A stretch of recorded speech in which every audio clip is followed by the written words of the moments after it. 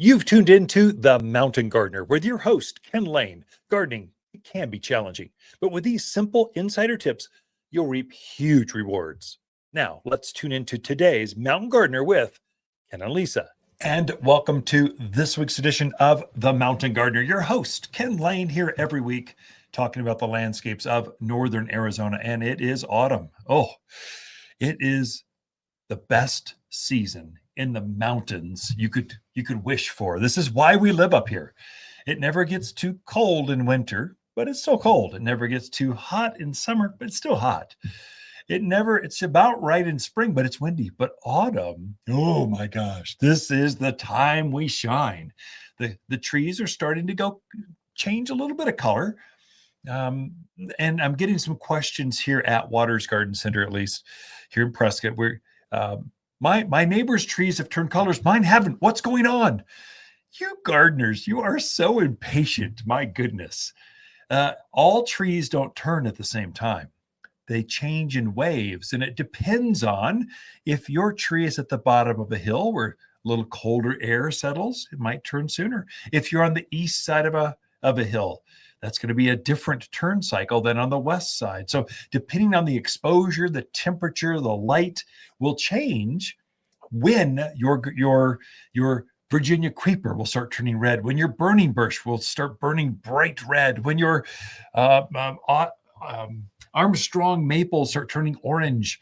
You'll have, just because your neighbors turned a few days, maybe a week to 10 days before you did, just be patient. Your turn will come. Promise, your turn will come. So just kind of watch that in your neighborhood, especially if you're out in the valley areas where it's more flat. Probably not much of an issue. But here in the mountainy areas, neighborhoods, you'll see that play out in your landscapes. And so just enjoy the season as it cycles through. Right now, you are going to see some of your plants. So my vincas look terrible. I love summer blooming vincas. So I am going to rip those out this weekend, and I'm going to replace them with pansies and violas. I got some beautiful 1 gallon kind of mixed giant pansies. These are plants that love the fall, winter, and spring seasons. This is when they shine. Even when there's snow out in January, they're still blooming their heads off. They just love the cold. They're like the polar bears of the flower world, only with flowers. And so I'm going to plant those so they have time to fill in and flush and get more growth to them. And those plants that are looking a little off, they're coming out. And so my watermelons, I've picked those. They're done. And now the vines are withering. They're just kind of over. They're bringing me down. They're coming out, and I can make room for my fall and winter vegetables. Yes, you can grow those. I know the Midwest folks go, no, that's not possible. Oh, I've never seen that happen before. But you're not in Kansas anymore, Toto. This is God's country. We got nice weather every day of the year, and you can have plants that appreciate that. You just have to cycle them at the right time. So now is the time you plant your cabbage, kale, broccoli, cauliflower, chives, your herbs like parsley, kale, kale. What else? Lavenders, sage. These are things that are evergreen. They love the cold. They're going to be beautiful. They like the cold. They do better. If you plant spinach too late in spring, it starts to bolt, turns off flavored. They don't like the heat. It makes it just taste funny. But now they like the cold. That's what brings the flavor out of these plants. This is what makes pansies and kale and cabbage. This is what makes snapdragons just shine when other things fade. There's a season for them. So there's cold-loving plants and there's hot-loving plants. You need to have a cycle for both. So plant accordingly. Right now, I'm starting to bring my color in closer to the house. And so as I see my summer blooming things, not like I've got one geranium that it's not getting enough light. It's a beautiful plant, but it's not blooming. I know it's going to run out of time. I'm ripping that thing out, even though it's fully alive. It's coming out, making room because it's right by my front door. I want something beautiful looking at me at Christmas dinner going, gosh, welcome, happy holidays to you and all your kin. Come on into the house. I want that thing blooming and shining gloriously. You can have those if you plant accordingly. So I think I'm going to put a snapdragon, a few pansies, maybe an ornamental kale, although I won't do that because that's by the front door. The javelina just they ravaged my landscape in the front. The backyard is fenced. They can't get in.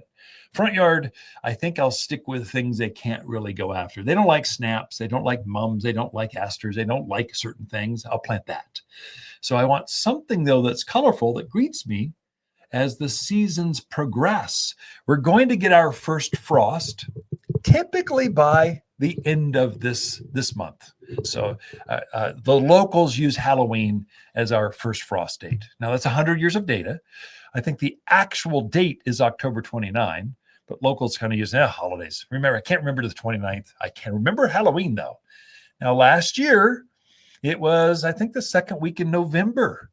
We got our first frost. So it fluxes depending on the season. It feels a little chilly this year, so it might be a little early. I have no idea. But the 100-year average is Halloween. Just be prepared for that first frost. And what does that mean? That means the tomato plants that are just loaded up with fruit right now, you need to have sheets and frost cover ready because it's going to freeze and then it'll be nice again.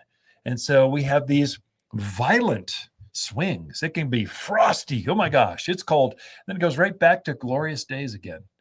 That's how we're going to slowly go into winter. And they'll have this just very pleasant days through November, really through Thanksgiving. And then December hits, and then it's just cold. So just be ready for that first frost event. Don't be surprised. I let you know it's going to be in 2 or 3 weeks. And then it's going to be nice again. If you just keep them alive, you can get an extra, 20 tomatoes off that plant, extra set of zucchinis, extra, you can get extra. And then if they fade, just replace them. I'm aggressively replacing plants that are looking off right now. So the watermelons are coming out, the cucumbers are done, eggplants, I know I'm done with that. Tomatoes look fantastic. I think what I'm going to do is I've got so many tomatoes, I don't know what to do with them all. I have brought baskets full into the garden center, given them to staff, friends, and still I can't. I think I'm just going to pick the last few when the frost comes and let the plant go and just replace it. I'll just that spot. They're so huge right now. They're bigger than I am, and they're happy as can be. They love this time of year. So I think I'll just not cover them. Just going to pick the last few and let the plant go. And then I'll put in some. I do love kale, and you pick that right through winter. It's so healthy. It's so good in smoothies. I just love kale. My mouth's watering thinking about kale, and it tastes better through the winter. Parsley, it just produces like crazy when you plant it right now. If you plant things now, it's amazing how they grow. Have you noticed your roses? How beautiful they are. This is their time to shine. They get all their claim to fame in spring, but spring has all these issues. Brand new growth, the wind comes, you've got thrip and aphids all over the place. It's hard to get them out of the buds. Right now, there aren't any real thrip. There's a few aphids, not very many. They bloom a whole lot longer right now. They're bigger flowers, more of them. In fact, I wish I could get our industry to shift from bare root roses in spring. They're doing that just because they're cheap. There's a lot of failure. They take 2-3 years before they finally get up to size. But if you put a rose in now, they bloom through Thanksgiving. They root like crazy. It's actually a better experience by planting a rose now. I just can't get the industry to cycle their crop rotation so that they're glorious now instead of in March and April. I keep working on them. Keep trying. If you could find the rose you like, now is the time. Just fertilize them. You'll get some of the best blooms out of your established roses right now. Now's the time to really enjoy that, the colors. And so we have a lot in store for you. I've got Lisa Watters Lain coming in with your garden questions. Got to take a quick break. be right back. Watters October companion plants that grow well together are blaze maple, burning bush, spicy mums, and glamour kale. Few flowers are more elegant in fall than Watters Glamour Kale. The autumn colors are perfect for containers, beds, and borders. And it's so easy to grow. This unique Prescott selection is an award winner for cold hardiness, intense red, purple flowers in a frilly package. You'll find bright fall flowers here at Watters Garden Center in Prescott. And I have a special guest in the studio.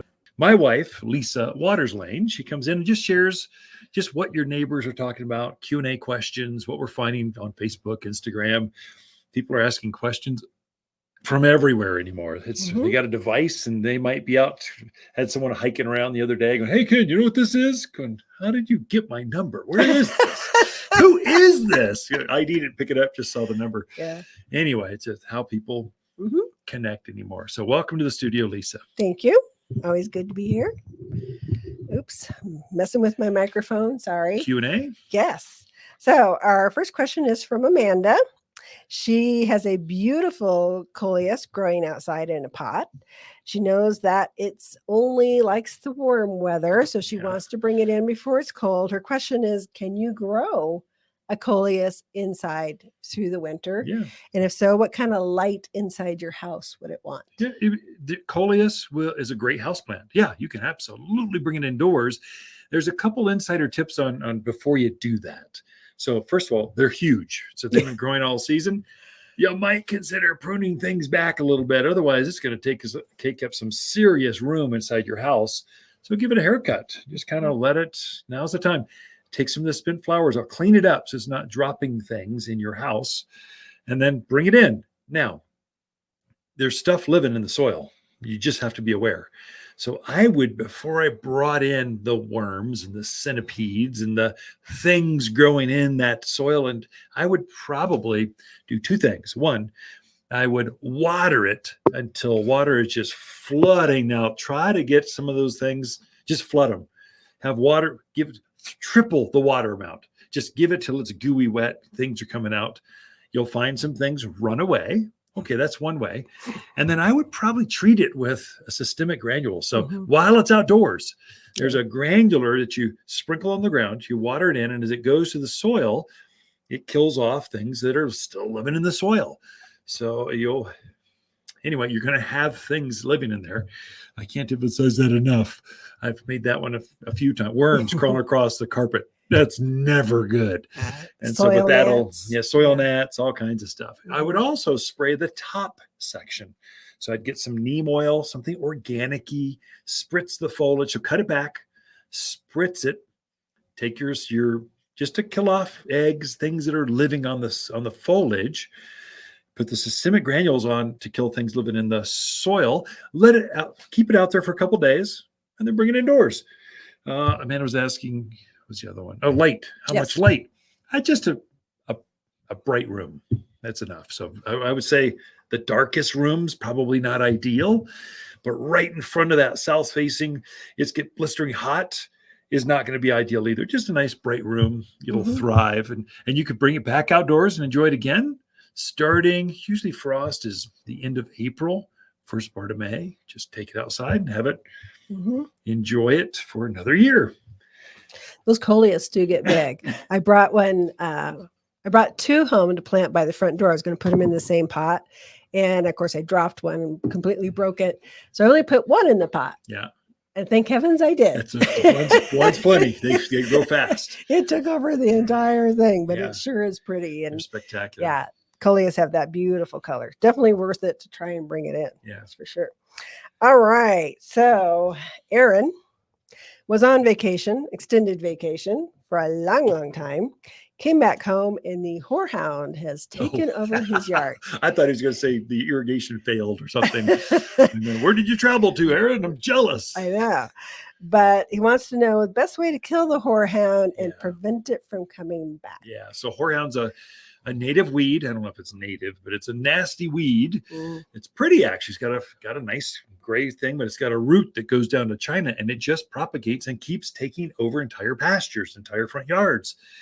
And so if left unchecked, all you'll have left is horehound everywhere.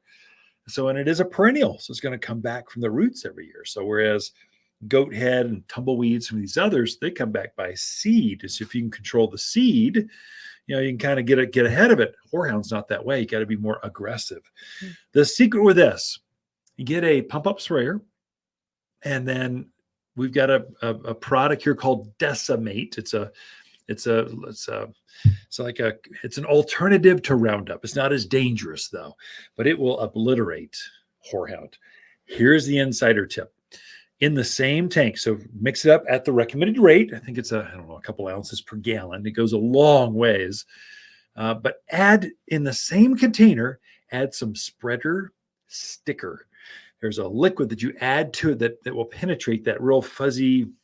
Horehound has a texture to the foliage. Mm-hmm. And so the product wants to float on top of the leaf, and so you don't get the penetration. Spreader sticker forces it down onto the surface of that leaf, so you get a much faster, better, stronger knockdown, much more gratifying. The death rate will double. It's just a better way to go. If you don't do that, you'll have to use more product. It'll take longer for it to actually activate, and it may not kill it all the way because it just floated on top of that texture. So spreader sticker, anytime I'm spraying weeds, I add spreader sticker just because it makes everything kill much faster. So if I want to take that kind of energy and work, I want everything to die that I spray. I don't want you going yellow and looking at me, then coming back with a vengeance. No, when I get done with you, you're not going to think about coming back. So especially goat head, tumbleweeds, horehound, foxtail. And Decimate only kills whatever it's sprayed on. Correct. Yeah. It's not going to move through the soil. It's not going to poison your soil. Right. Any of that. And then the other Topical question was, how do you keep it from coming back? Since it's a perennial, you just got to kill it out. I missed that one, Eric. Yeah. So there's a granular here. It's called Weed and Grass Stopper. So you can spread that on. In fact, in October, you should fertilize everything in the yard, all your trees, shrubs, everything. At the same time, especially for you, Aaron, put Weed and Grass Stopper in those areas where the weeds seem to really come back at you. What it does, it creates a barrier in the soil that does not allow the seed to put that taproot down. And so it just eliminates or greatly reduces the weed pressure coming at you, especially if you're in a windy area where just things roll in at you from the field across or down the driveway where the horehound is just gathering or the goat head is popping the tires of the tractors. Put it there. It'll take care of all the work for you. It'll pay for itself.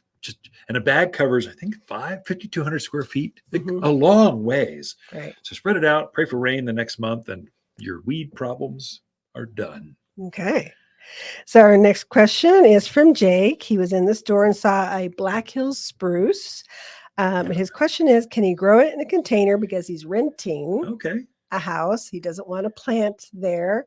But can he grow that in a container? Yeah, easily for years and years. I mean, so that's a Black Hill spruce is like a Colorado spruce, only pint size. It's smaller, has a tighter needle. It's a little bit greener. It's quite striking. Very, very Christmassy, holiday. It's very shapely to it. It's quite striking.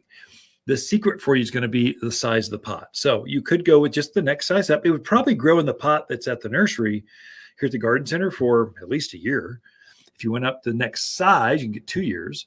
If you went up 2 or 3 sizes, you could get 5 or 6 or more years. So bigger, the more soil you have for that tree to grow in, the more years you can enjoy it before it finally grows out of its pot.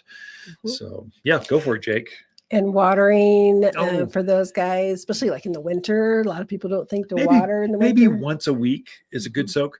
Here's the thing with containers. Actually, any new planting that you're going to put in now went through, let's say, the new year.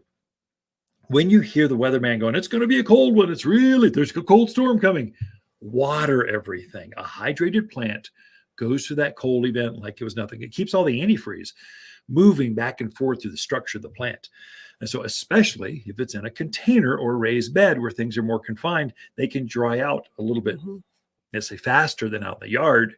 Water that plant before that cold event comes. And it'll go through and not even feel the cold. It's kind of counterintuitive. Yep. You think drier is better, but not for plants. Wetter is better. So great question. We are out of time. So Okay. Ken and Lisa Lain, the Mountain Gardeners. Be right back. Water's October companion plants that grow well together are blaze maples, spicy mums, glamour kale, and burning bush. Water's compact burning bush is a neat, well-behaved shrub prized for its blazing red foliage in the fall. Looks great when planted with autumn gold sumacs, lilacs, and gold euonymus. At 6 foot, this bush makes a natural hedge that burns red through autumn. You'll find the showiest shrubs here at Water's Garden Center. Siri, give me directions to Water's Garden Center. So let me see if I can break down autumn fertilizer. It's the most important feeding of the entire year, no question, and it's the most misunderstood. Let me see if I can take a moment and just guide you right through this thing. First of all, why? So plants are starting to shut down. Their leaves are turning. They're going to start hibernating underground, and there's a process that plants go through while they're doing that. And one of them is they're storing up tremendous amounts of food in their root structure. That's why autumn planting is so good, so much stronger root growth because it's cool out, the soil's warm, and the plants are starting to slow down, and they're elongating these tremendous amounts of root growth. It sets a stage for twice as much growth next spring. You're going to get, especially evergreens, spruce, pine, fir, cedar, cypress, junipers. They're all going to prefer planting now, and then they wake up and you get a bigger plant next spring by doing that. But all plants are doing that. The other one is you can take advantage of certain minerals that help accentuate the beauty and the color. And so that blue color you see coming out on blue spruce and blue junipers and the silvery blue colors, that's basically the plants are picking up aluminum, and they're taking green foliage and they're coating it in this aluminum white bluish color, and it gives it this illusion. You can actually take your thumb and rub the needles on, let's say, a Colorado blue spruce, and you can wipe that blue right off. That's aluminum the plant is picking up and creating this luxurious, beautiful depth to the plants. We don't have a lot of aluminum in our soil, especially if you just graded off your lot and put a house down and all the topsoil is gone. You really don't have anything. So those plants will start to turn green more and more as the seasons go by. So for my blue plants, I'm actually adding in the fall some aluminum sulfate. That's the actual mineral. We've got it at the store.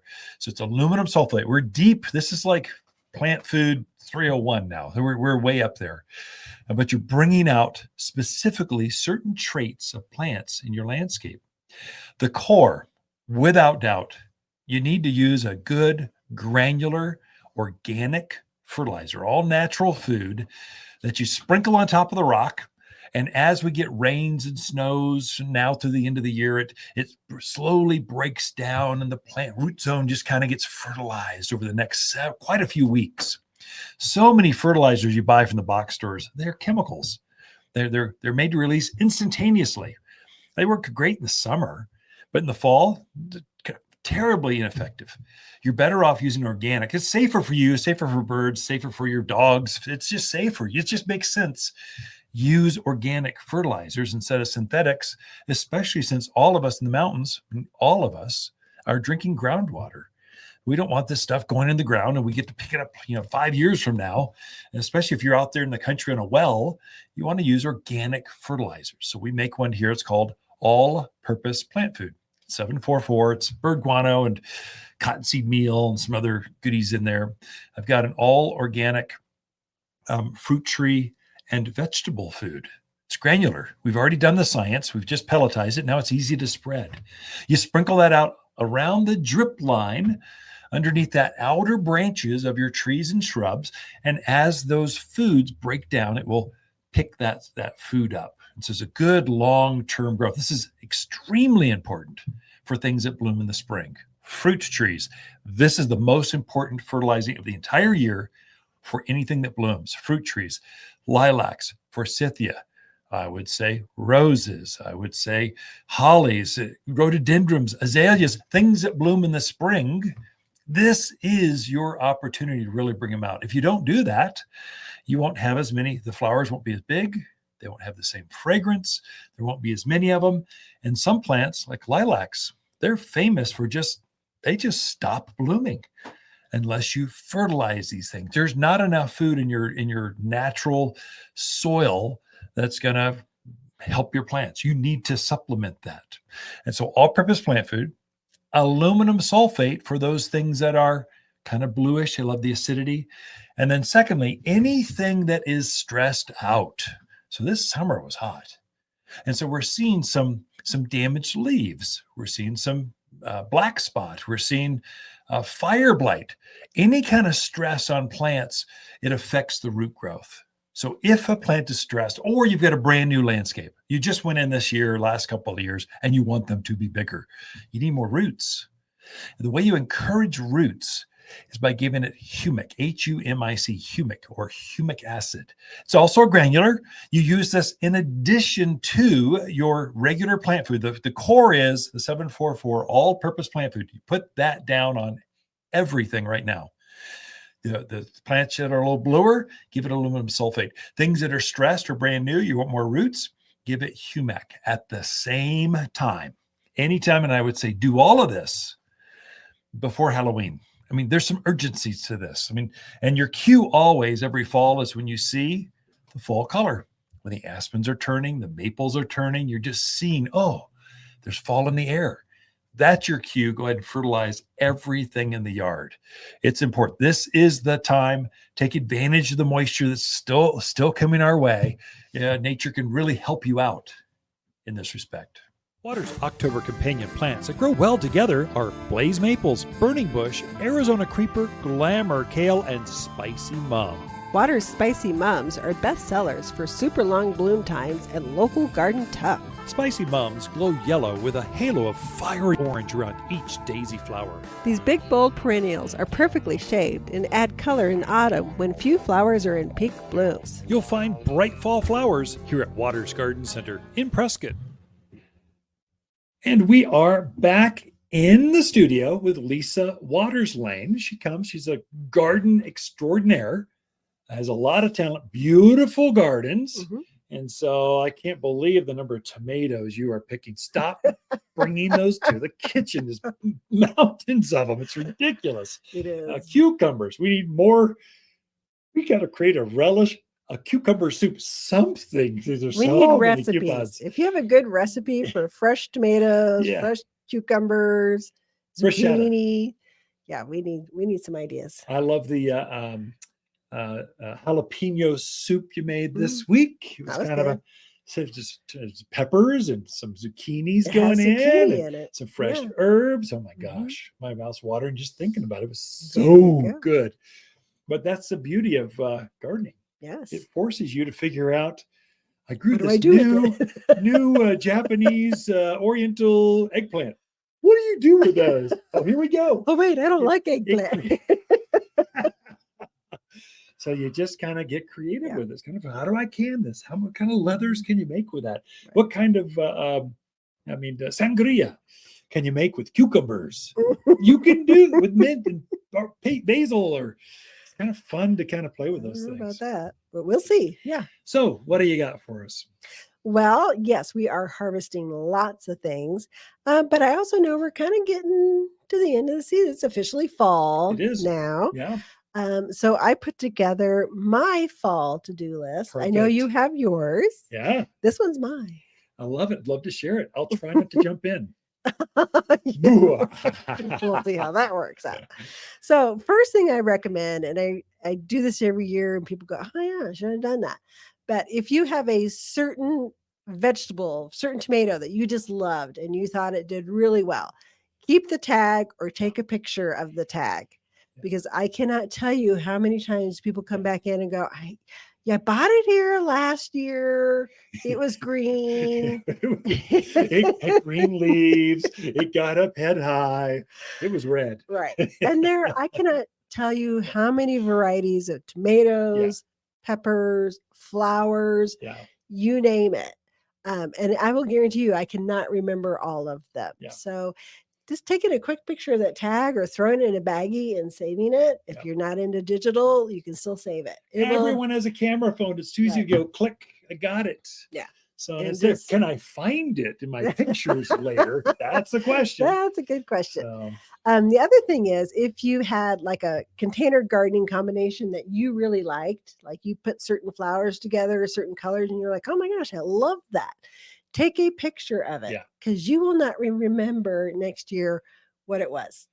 So it just kind of saves you that time later on. The other thing to think about is where you put things this year. Ask yourself, did they do well? So did my tomatoes do good in this spot?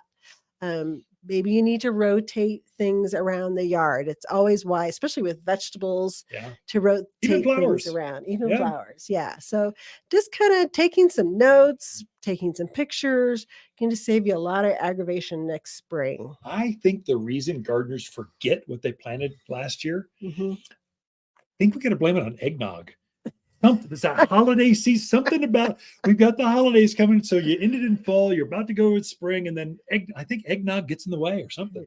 Blanks your memory. Yeah, huh? It's just like erases stuff. I can't remember.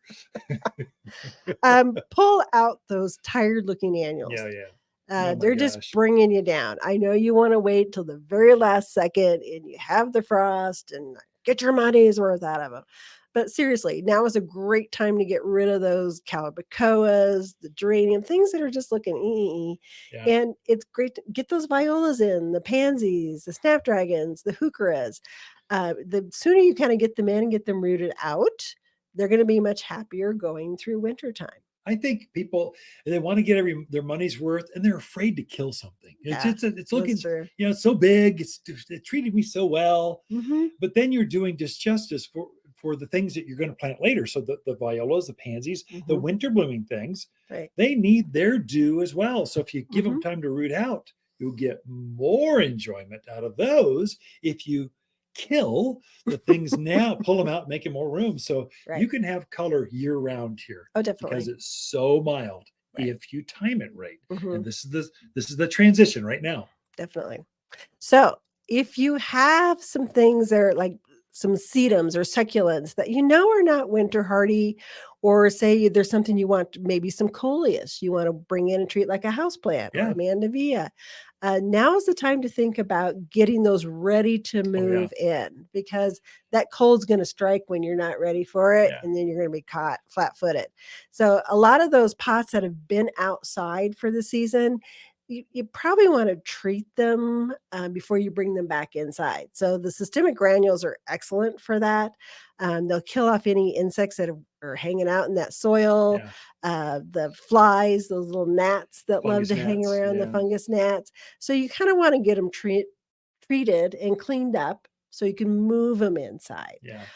So a lot of people wait too long, then they find out a frost is coming, and they're like, "Oh my God!" It's Halloween. Halloween is our first frost. So you got 3 weeks. You got some time. But it can hit early too. If you just take that coleus and bring it indoors, you will be stunned at the crawly, creepy things that come out of the pot when you're bringing it indoors. So I say trim it back, so it's more house plant size instead of patio size. Just get it down to size. Spray the foliage. I would say with triple actions or organic spray, because there's things on the foliage and there's things in the ground. Then you treat it with the systemic granules. That'll go through the soil, killing off the insects, the icky, creepy, crawly fungus gnats. You don't want them in your house. Centipedes, and I mean, just all kinds of stuff are in there. And then bring it indoors before Halloween. You'll be happy that you did that. You'll be happy, and you know it.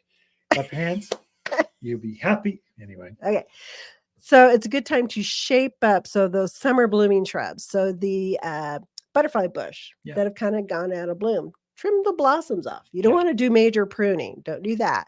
But you can trim up your blossoms on some of the things, Rose of Sharon's, butterfly bush. What are some other things that kind of You might be able to trim off the rosebuds, and they'll you got enough time, they might actually bloom again. I mean, it's not, that would not surprise me a bit, or it will hold on to that new flower bud for all winter.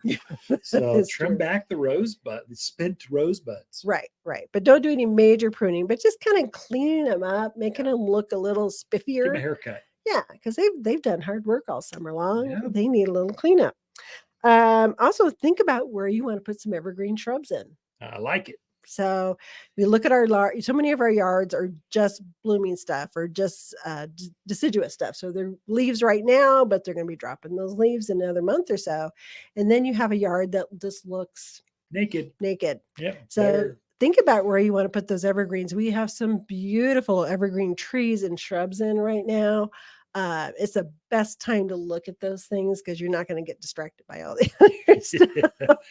So, because every yard, what do you always say? 25% or more? Yeah, of evergreen? 20% should be of your plants should be evergreen of some sort. Evergreen trees, evergreen Right. shrubs, something. And I would say you can do evergreens in containers. So if you got a flower bed, flower garden like container, and you want a holly in there or Yeah, an Adena, or definitely. they do really well in containers through winter. They'll keep their foliage. They look fantastic. Right. They almost are more handsome than some of your flowery things in Yeah. winter. And we'll do that. We Yeah. rip out some of that flowering stuff and put in some pretty evergreens that we can kind of decorate through the fall and winter with. So good idea, dear. Yeah, full of it. He's Alberta thinking. spruce. You want a holiday-looking Christmas tree looking at the front door? It's a great one in containers. It's the number one seller as far as evergreen goes. Very fun to decorate.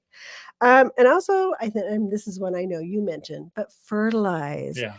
People, you need to fertilize. Yeah. You know, people come from different parts of the country, and I get it. You never really had to fertilize there, but you're not there anymore. Yeah. And it makes a huge difference in how your trees go through the winter, how they wake up in the spring, and just how they perform throughout the year. The most important feeding of the entire year is autumn. And you mark it by whenever you see the aspens turn gold or the maples turn red, that's your cue.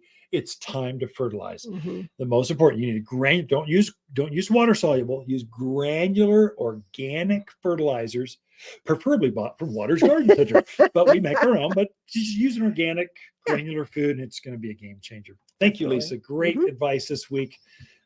Excuse me, Lisa's guide to better gardens. Be right back after this. Prescott Blaze maple is the fastest local tree with brilliant red foliage. Prescott Blaze maples grow 3 feet each year. That's fast. Prescott Blaze maples are perfect for patios or any place a shade tree is needed. We have a limited number of huge, instant Prescott Blaze maples. The maples are brighter in Prescott at Watters Garden Center. Or shop online at top10trees.com. So one area that confuses a lot of new gardeners are bulbs like iris and tulips and daffodils and hyacinth and muscaries. There's all freesias. There's all these spring blooming bulbs, but you have to be a true gardener to deal with bulbs because you're planting them now for next spring. 6 months from now, they'll be in bloom.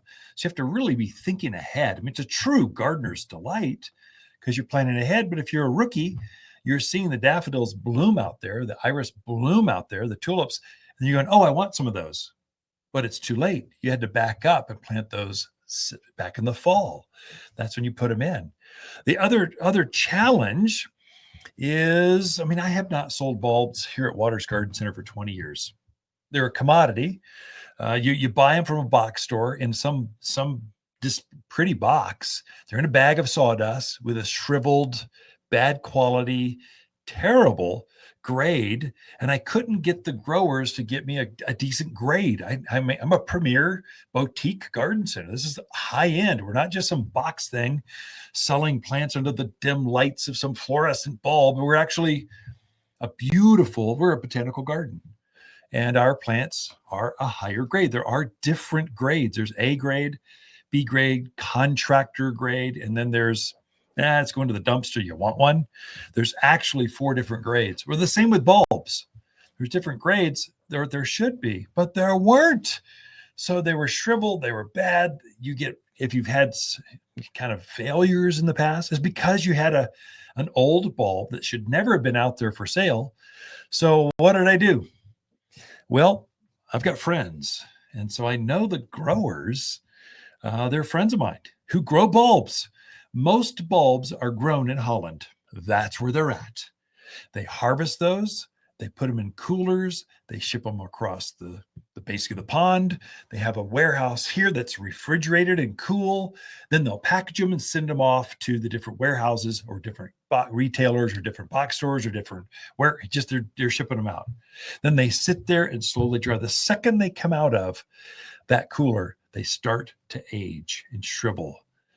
And it just affects the size and the quality and the experience. If we can direct ship from that farmer's main category and ship it right to your door, that is the best. The bulbs will be firmer, they'll be fuller, they'll be voluptuous. You plant those and they will take off with better flowers next spring. So instead of having bulbs here at the garden center, we have a website that we set up, and you direct ship it right from my buddy, and it goes right to your door. I'm kind of the middleman helping you get the best access to the best colors, the best, freshest, highest quality. And so I kind of know who's growing the better bulbs. Some of them are trashy. I mean, I've had what experience I have. I can't share that because I bought it from a box store. I wanted some bulbs. I'm a gardener. I like bulbs. But they say 100 bulbs in a bag for $19.99. And I went, okay, that seems like a fair price, but some of the bulbs are so tiny, they're the size of a pea. That is not fair. You cannot count that. That is not real. That is cheesy marketing spin. That's unfair advertising. That's not, you shouldn't be doing that. These are actually grade A, bigger bulbs. And so you can plant those in. Now here's the insider. So where do you go? Top 10 bulbs, top, like a top, the number 10 bulbs.com takes you right to the landing page. You can do your own research. I wanted to cover, though, in this segment, when do you plant each one? So there's different waves of them. So you start with your iris. Iris really should be planted before the ground gets cold and frosty. So they want to root out early. So we start planting those in September and October. So you should feel some urgencies. If you want bearded iris next spring, you should be planting those like immediately. Go buy them now, ship them, get them in the ground. I need to get those in now.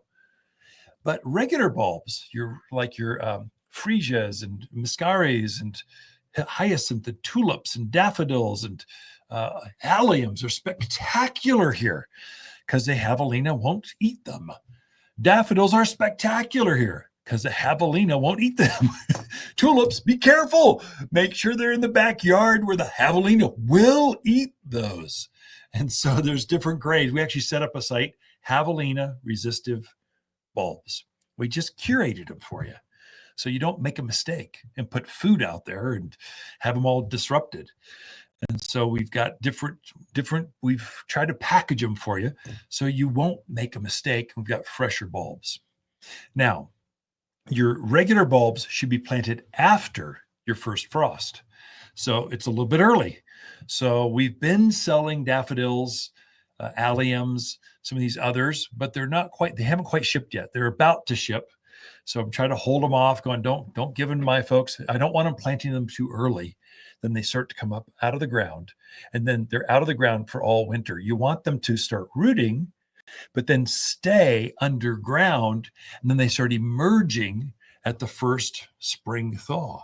There's a timing thing there, and you got to be almost spot on with that.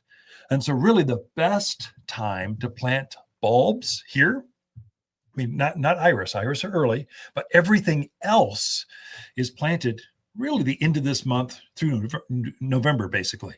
Maybe the first part of December, but really it's the end of this month, the first part of November. That is your time for all your spring blooming bulbs. Now, just let me give a caveat here. There's also an entire series of summer blooming bulbs. These are dahlias, lilies. There's several of them that bloom in the summer. Now, those do not winter over with us typically. And so we don't sell those bulbs now. We wait, and you'll be able to get those in the spring season. So you plant those when the risk of freezing ground is over, typically like April, very first part of May. That's your window. So there's very specific windows on when you plant certain things. And if you missed that, you'll see bulbs for sale in December. They're the leftover dredges. I mean, they're just, I'm embarrassed to look at them going, they take $1 for that. They should be paying you to take those away, not having you pay them. They just should not be sold. They're not fresh. They're not going to do you well. They aren't going to come up. You need to get the timing right. So bulbs are the way. They're beautiful. They're spectacular. Top10bulbs.com. They direct ship. I just planted a second wave of iris a couple weeks ago. And so they came in like 2-3 days. They were in my doors, planted them just like that. I just had my first, I've had several daffodils. I love daffodils because they're pretty. There's lots of new colors. They're so resistive to rabbits and deer and antelope and javelina that just things don't eat that. So they're perfect for here. They're long lived. They come back for years and years. They're just a good, stronger allium.